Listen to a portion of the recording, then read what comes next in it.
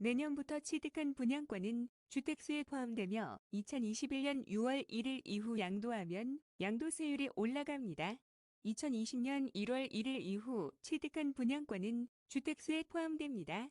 2020년 6월 1일 이후 분양권의 양도소득세율이 1년 미만 보유 시 70%, 1년 이상 보유 시 60%로 인상됩니다.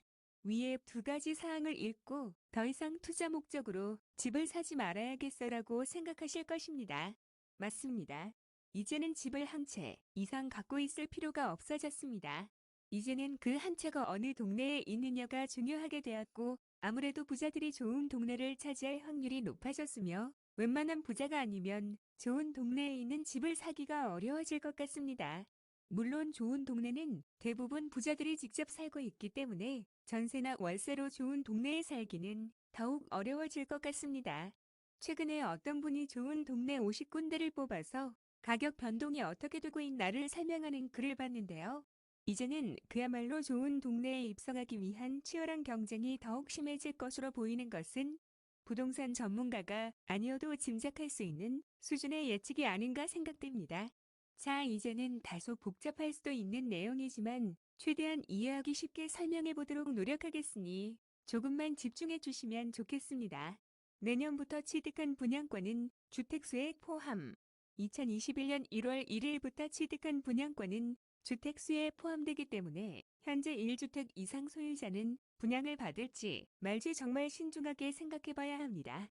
혹시라도 잘못 판단하여 2021년 1월 1일 이후 분양을 받았다거나 투자 목적으로 분양받았다면 2021년 6월 1일 이전에 양도를 하시는 것이 세금을 20%나 줄일 수 있는 방법입니다. 내년부터 취득한 분양권 양도 시 적용되는 양도세율.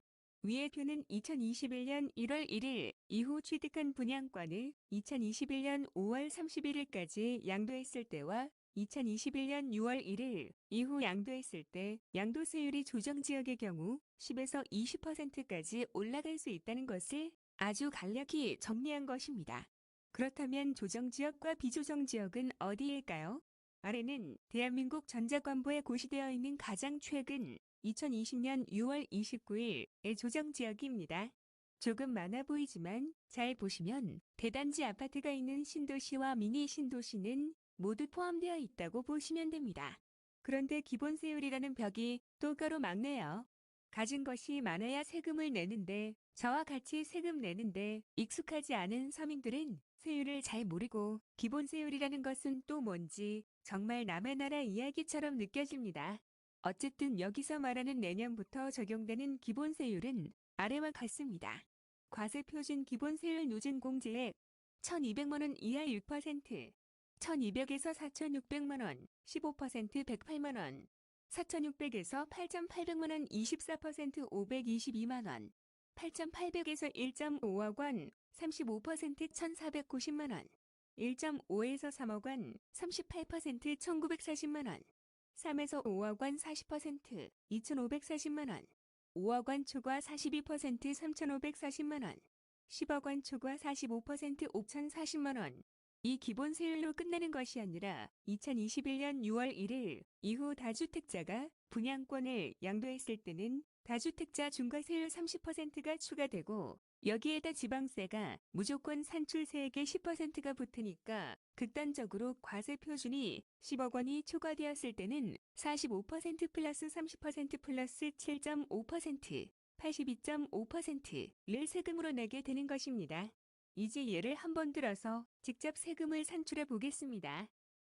과세 표준이 2억 원이고 1년 미만 경과된 조정지역에 있는 분양권을 아래와 같이 양도 시기에 따라 세금이 달라집니다. 마이너스 2021년 5월 31일 이전 양도 1억 원 50%, 마이너스 2021년 6월 1일 이후 양도 1.4억 70%,